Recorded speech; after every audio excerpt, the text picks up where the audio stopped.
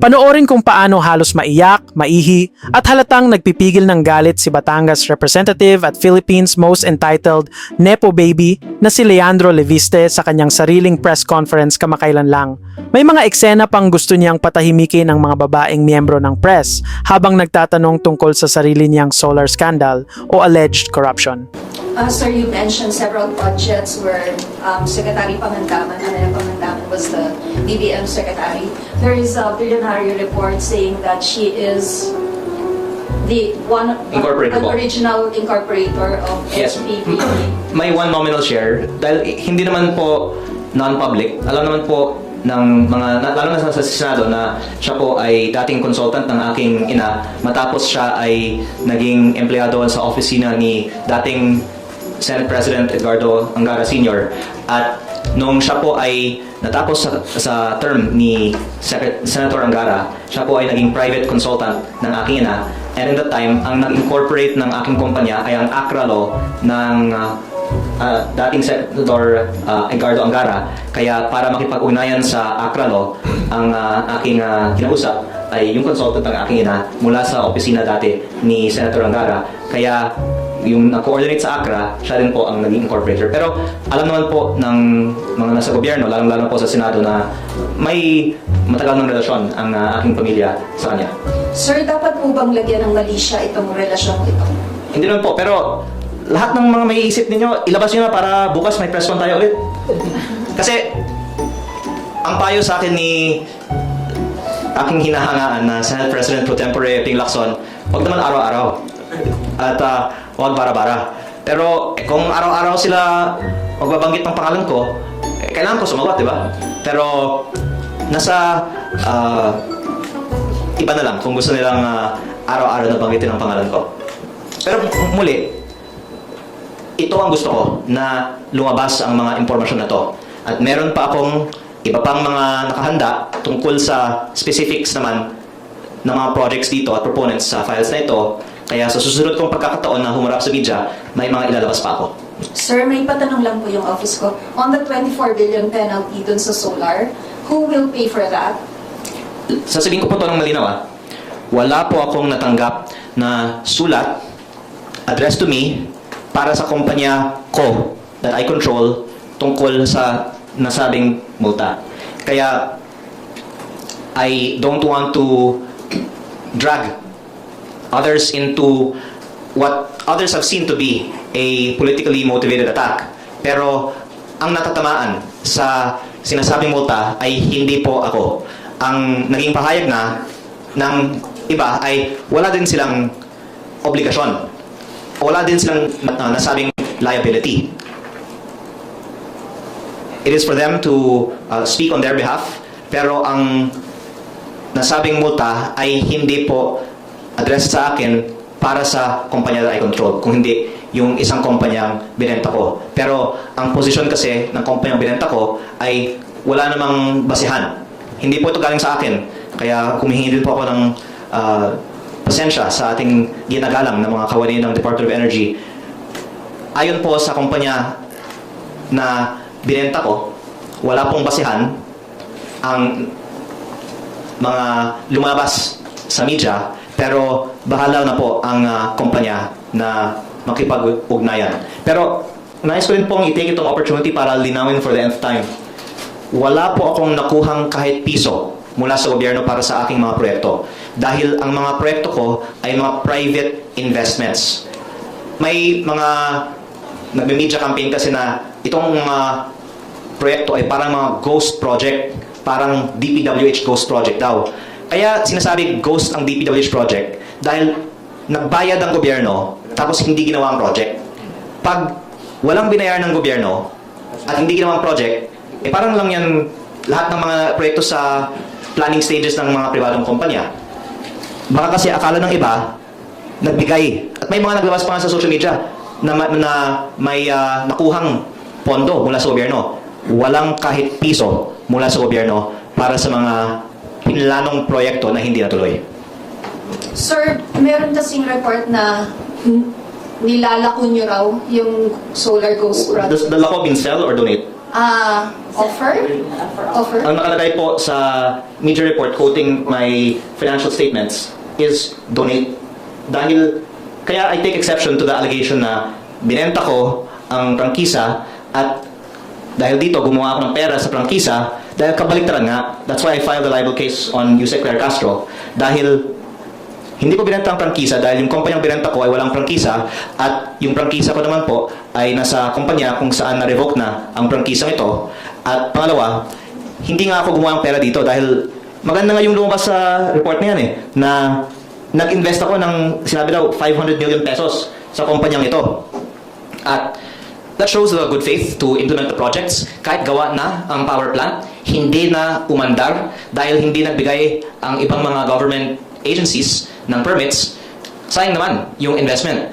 Sayang yung mga tao sa mga bayan na ito ay makinabang sana sa kuryente galing sa solar panels, pero nandun na nga yung solar panels, hindi umandar dahil ang ibang mga permits ay hindi nabigay. At ang aking approach naman is to be exceedingly cautious when it comes to compliance with law. Kaya kabaliktaran po, hindi ko nga binenta ang prangkisa at hindi nga ako kumita dito.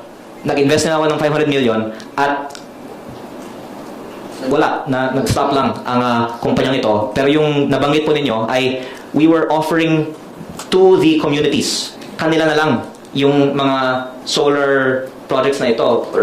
Right off na kasi para makatulong na lang sa mga komunidad ito. Kanila na lang. At ang problema kasi LGU, walang technical capacity or even local cooperative, walang technical capacity. Pero actually, yan ang magandang aksyonan dahil may 500 million nga po na nasabi nyo na na-invest dito. Kung tatanggapin ito ng local community, kanila na lang ang ininvestahan ko ng 500 million. Bale, sir, you were donating to Yes. the LGU and community. That is what is also reported in my financial statements. Okay, so you are categorically saying that you do not have any ghost solar projects. Because what is implied by ghost is nagbigay ng pera ang gobyerno tapos hindi ginawa ang pinagkasundo ang kontrata. I am categorically saying I do not have any ghost project because I have not received kahit piso mula sa gobyerno. Ang mga proyekto na nababanggit ay mga planned private investments na hindi tuloy at ang dahilan nga ay dahil mahirap na kumuha ng mga approvals mula sa iba't ibang mga ahensya ng gobyerno. Kaya nga ang Pilipinas ay pababa at ng pababa ang foreign investment dahil ang kinakatakutan ng mga negosyante pag mag-invest sila dito, gigipitin sila ng mga iba't ibang mga kawani ng gobyerno, hindi naman lang sa national pati sa lokal. Ang lumalabas po dito, kung ikaw ay hindi pa pala kakampi ng iba sa gobyerno, aatakihin ka, negosyo mo, at ng mga dating kapartner mo sa negosyo. Lalo sigurong matatakot ang mga tao na mag-invest sa Pilipinas. Sir, last na lang po, clarification lang. Who should pay the 24 billion penalty? I would like to explain to the public, wala pong kontratang nakasulat bakit may ganitong penalty. Ayon po sa kumpanyang binenta ko, hindi po galing sa akin, wala silang ganitong liability. Kung meron man liability, ang point ko, hindi naman sa hindi dapat may liability. Ang point ko lang po, wala kaming nakitang komputasyon or at least wala akong nakitang komputasyon para sa nasabing multa. Biglang lobas lang ang figure na ito dahil ito po kasi yung logic kapag may multa. Pag may harm ka, so pati ang mga abogado, sabihin nila, may kaso kung may direct kang harm o kasalanan. Kung binigyan ka ng pera ng gobyerno, dapat habulin ka nga ng gobyerno kung hindi mo tinapos ang trabaho mo. Pero kung wala namang perang binigay at wala naman sa prejudice ng iba yung ginawa mo dahil hindi naman sa pinagbawalan ang iba na magtayo ng mga proyekto dahil lang sa proyektong ito, edi nakakapagtaka para sa mga abogado, hindi po para sa akin necessarily, bakit biglang lumabas ang multang ito. Pero hindi ko po tinatalakay ito masyado dahil ang mas applikableng sagot dito ay ang kumpanyang binenta ko ang dapat sumawat at sumagot nga po. At iginagalang ko din kasi ang Department of Energy at ang ating Secretary. At ayoko pong ma-perceive na kinokorekta ko sila sa media. Sila pwede nilang atakihin ako. Pero ayoko naman pong sabihin na mali ang sinabi nila. si Yusek Claire Castro na lang po ang kasuhan ko pa ng libel case. Pero ang ating mga kagalang-galang na mga ibang mga secretaries, ayoko po sanang sagutin sila directly sa media. Sir, if the DOE will write to you or communicate with you and insist that it is you who should pay the 24 billion peso penalty, will you contest that? I would just like to explain. It's like if I say you owe a 24 billion peso penalty and then I post it on my Facebook page, I don't think that it is valid question really to ask. Although I'm giving you the opportunity to ask me any question you like, but I'm just explaining na kung meron pong paliwanag sana, saan nanggaling ang numerong ito, mas maiintindihan sana. Pero ayon po sa impormasyon na nakuha ko sa kumpanyang binenta ko, hindi nga nila naiintindihan saan galing ang numerong ito. Kaya ang I think mga sagot, pwede nyo na lang pong gamitin ang mga nasabi ko. I think I've sufficiently answered the question already. Sorry, sir, I'm still confused. Who should pay the 24 billion? The company that they addressed the question to. So the company that bought. Because the communication is with the company that I sold. So the new owner? Yes. Not the owner. Iba po kasi yung shareholder sa company. Okay. Yung company na binenta ko, yung mine na sabing muta. So yung bumili nun, sir, yun ang No, magbabayad. SP New Energy Corporation, SPNEC. So, Solar Philippines ko, hindi po ba Solar Philippines? Opo. Sabi ni Gary, Solar Philippines Eh, po yung may price. Kung pwede ko pong ulitin, I don't want to correct our kagalang-galang na mga opisyal ng Department of Energy. And please don't say that I am saying that what they're saying is false because of my personal respect for them. But what I am saying is hindi po Solar Philippines Power Project Holdings ang nakatanggap ng sulat tungkol sa nasabing multa. Ang SP New Energy Corporation o ang SPNEC po ang may sulat tungkol sa nasabing multa. 24. Kung hindi pa po malinaw after all of our discussions on this, yes. 24B yung sulat sa I think sinabi ko na po ito sa ating Friday briefing, pero in-insist pa ng iba na hindi, Solar Philippines yun. SP New Energy kasi, minsan tawag din sa kanya Solar Philippines. SPNEC po yun, 24B. For the record lang. Yes. You're saying yung 24B na penalty is for SPNEC. I'm not saying that I agree with it. I'm saying, as a matter of fact, the letter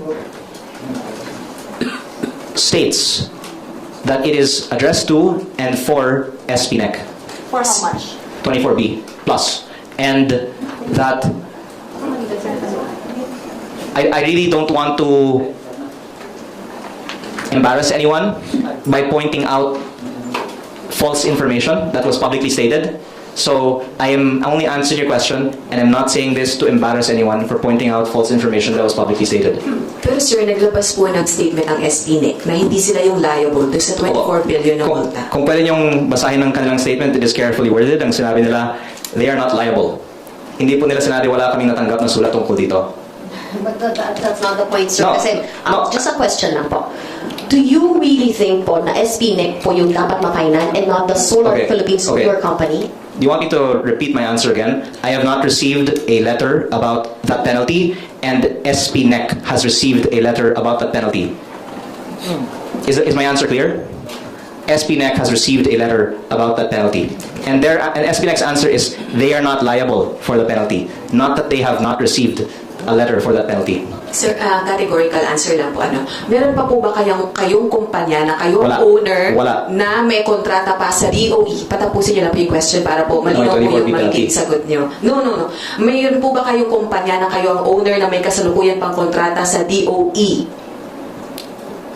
Actually, yung ibang kontrata na na-terminate ay akin. And by the way, I already paid other penalties to the DOE just recently. How much, sir? Okay, much lower amount. How much, sir? I think yung nabayaran recently because I wrote the checks is mga 70M. For how many companies, Kasi sir? actually How many contracts? I am not keeping up really. Basically, may sinasabing kailangan kong pirmahan tong checking ito, pinirmahan ko. Pero ang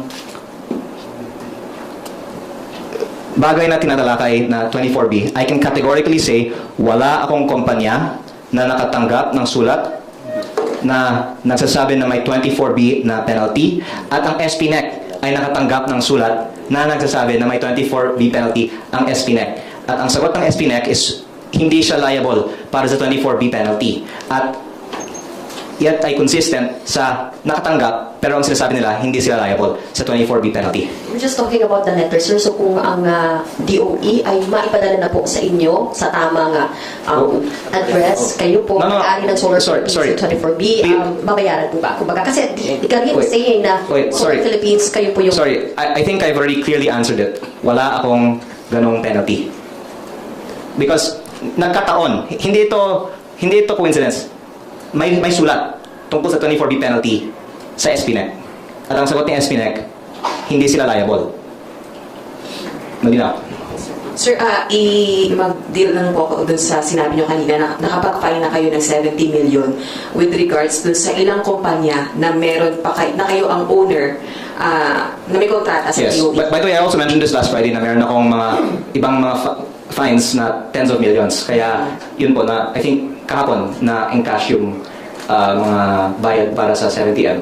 So until now, meron pa rin kayong mga kumpanya na Yun pa kayo yung mga- owner na meron pa rin kontrata sa Department of Energy. Yun- Existing pa rin yung mga contracts na yun. Yun po yung mga na-terminate. Okay, sir. At by the way, lilinawin ko lang kasi may lumabas sa media na I am no longer involved in the companies I control. Yung sinabi ko, I am not involved or am actively developing projects in the companies that I control. May lumabas kasi ganun sa Facebook na pag-slice ng sinabi ko. Dahil ang sinasabi ko po, medyo nalilito kasi yung iba sa mga kumpanya. May holding company ako. Hindi ibig sabihin na may operations pag holding company. Yung operations po ay sa kumpanyang binenta ko. Yung mga natira ng mga kumpanya sa ilalim ng aking holding company ay mga walang laman na asset or operation. Kasi ako nga po ay walang i-develop na mga proyekto ngayon dahil dito po ako nakapokus.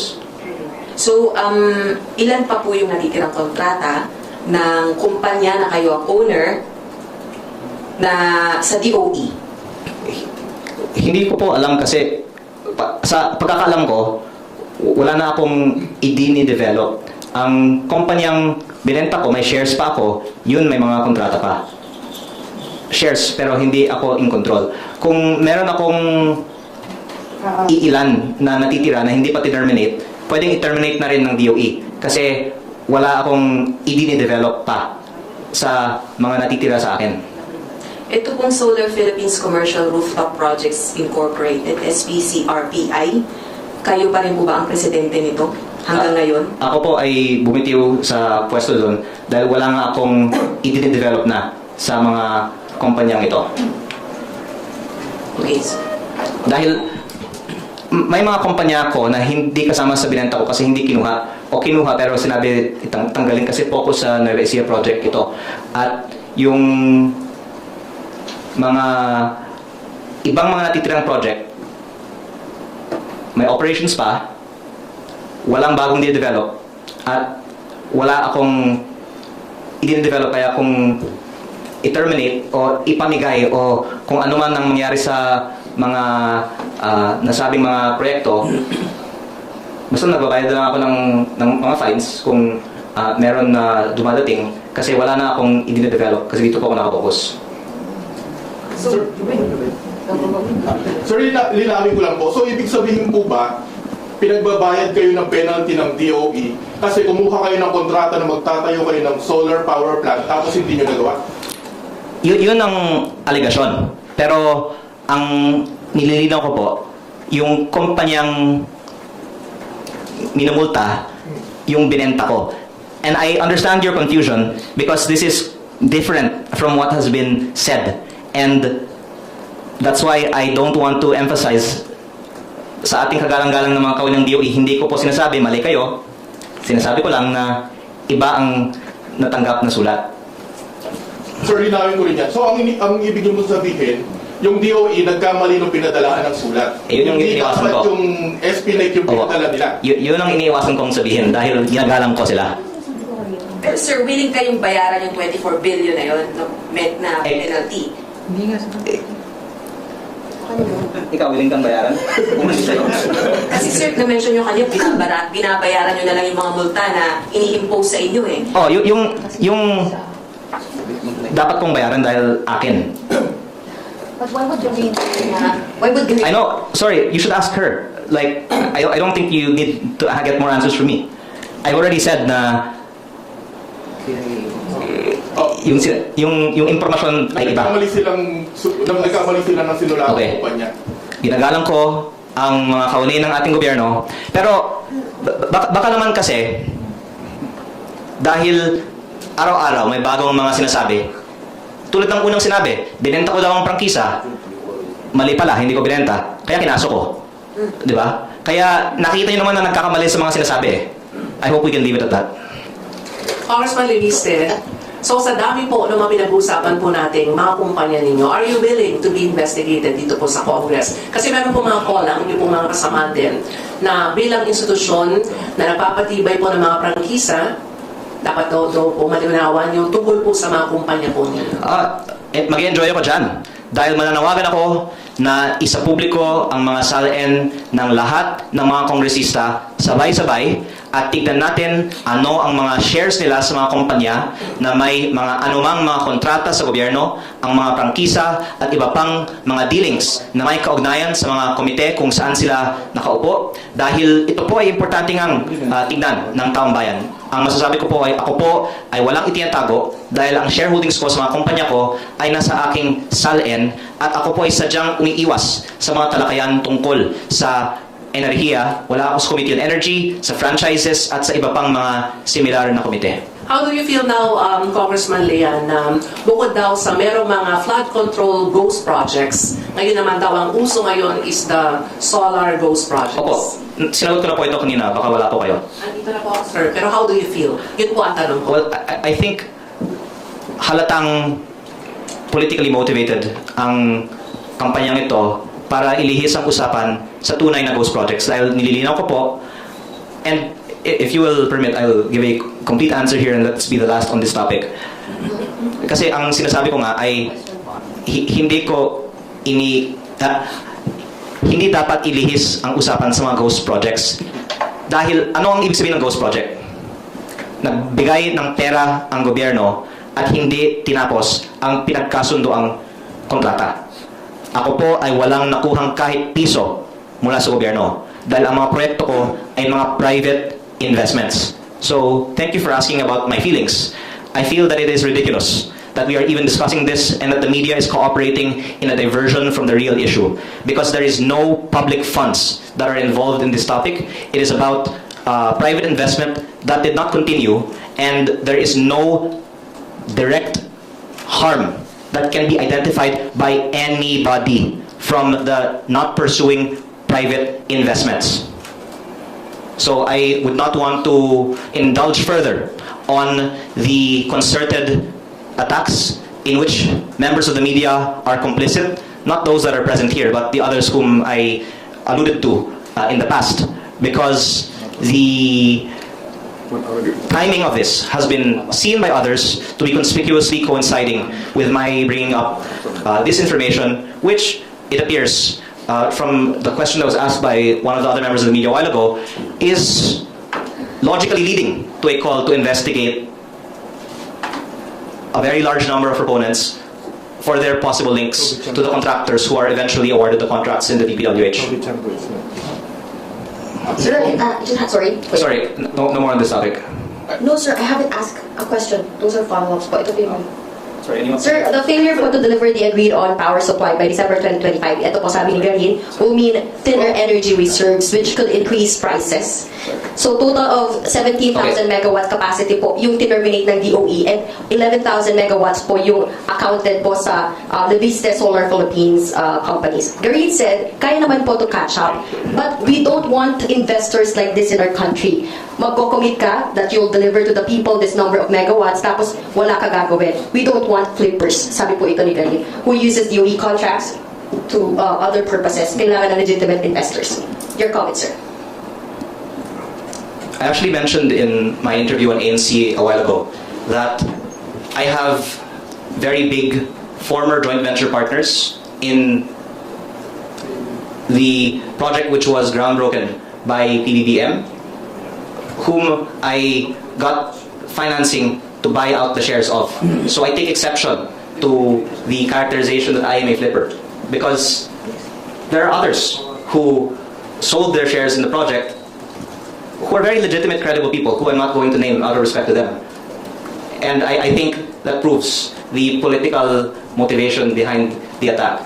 I have never before heard a government official address private investors for those things. It is really amazing that while we're trying to attract investment to the country, this is how the government is treating private investors. But to your point on power prices, I also mentioned this in an interview a while ago.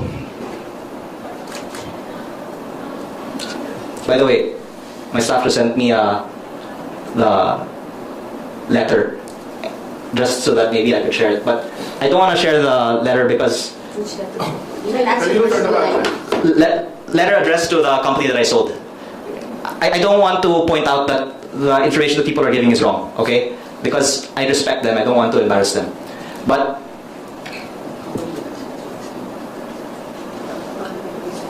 my record in the power industry is publicly verifiable.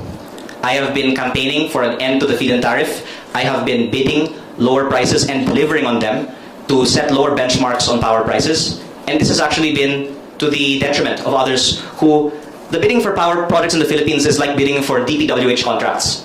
Widespread ang collusion. I'm not saying all bids are rigged.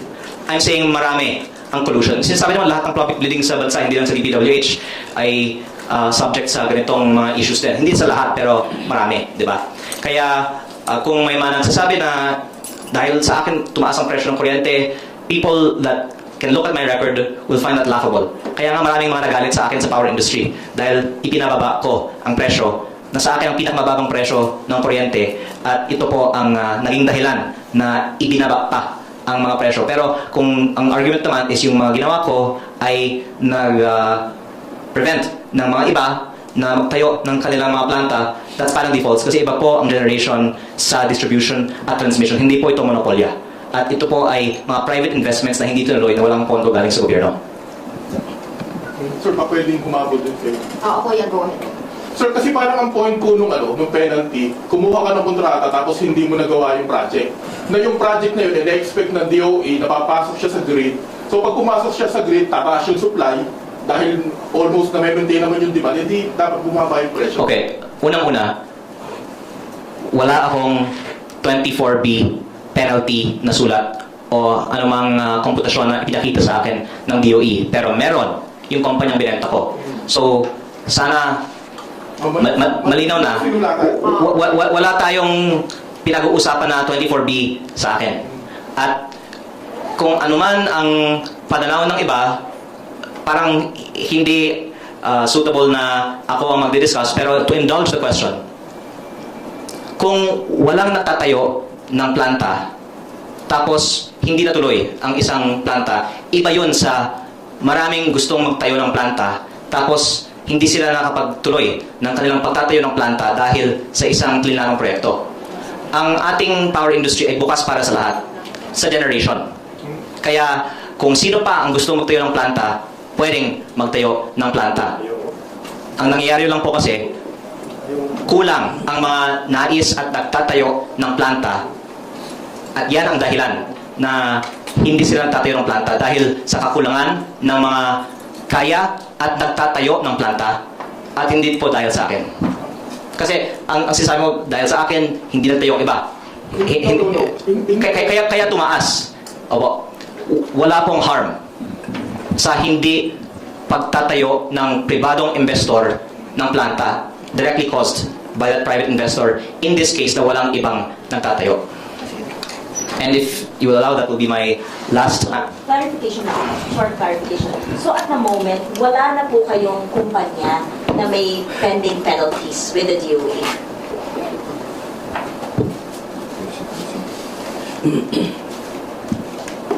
Ako po ay may shares pa sa SPNet. That's the only company na lang po na may link kayo na may pending penalties with the DOE. SPNet na lang po. May iba pa akong mga kumpanya at kahapon nga lang po nagbayad ako ng penalties. Pero wala nang penalty. Apart from that, wala na po, di ba? SPNet na lang. Maliban sa mga nabanggit sa aking pagkakalam, pero baka bukas meron. Kasi kung napansin nyo po, nung una may isang sinagot, tapos may sumunod na sagot. Diba? Kaya ang sinabi ko, by the way, ganito po ha, para malinaw lahat.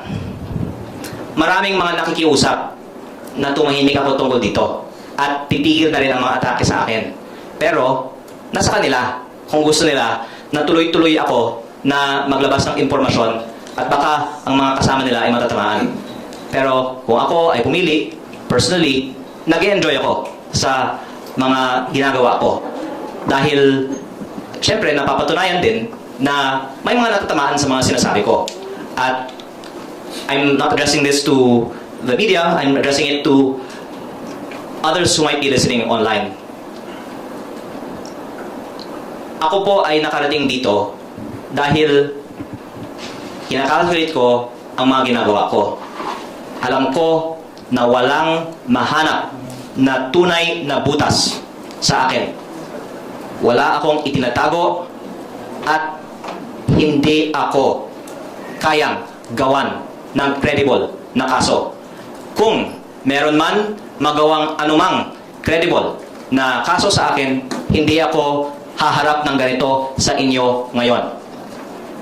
At kung may mga pipilit na gumawa ng anumang hindi totoong mga aligasyon laban sa akin at tutuloy-tuloy pa ito, tutuloy-tuloy pa ang aking mga pagsasagot at pagharap sa media at baka ang mga susunod kong ilalabas pa dahil sa airtime na ibinibigay nyo sa akin ang ikababagsak pa ng administrasyong ito.